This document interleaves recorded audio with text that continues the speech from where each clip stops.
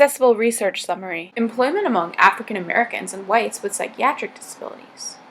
The employment rate of people with disabilities is significantly lower than non-disabled people. Employment rates of people of color with disabilities are even lower. A number of different policies has been put into place to address the unemployment of people with disabilities, including the Rehabilitation Act of 1973, the Americans with Disabilities Act of 1990, and the Ticket to Work and Work Incentives Improvement Act of 1999. Although these programs exist, many people with disabilities continue to have trouble accessing employment. Moreover, research has documented how independent living and vocational rehabilitation programs underserve people of color with disabilities.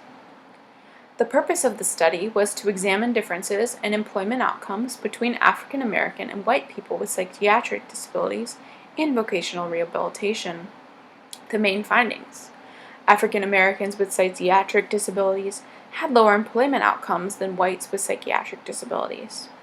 African Americans with psychiatric disabilities were turned away from services more than whites with psychiatric disabilities. Less money was spent on African Americans with psychiatric disabilities than whites with psychiatric disabilities. Women with psychiatric disabilities were more likely to have jobs than men with psychiatric disabilities.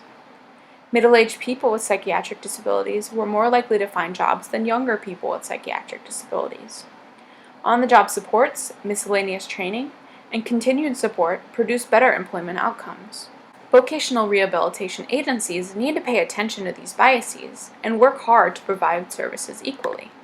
This Accessible Research Summary Brief series is brought to you by the Institute on Disability and Human Development at University of Illinois at Chicago.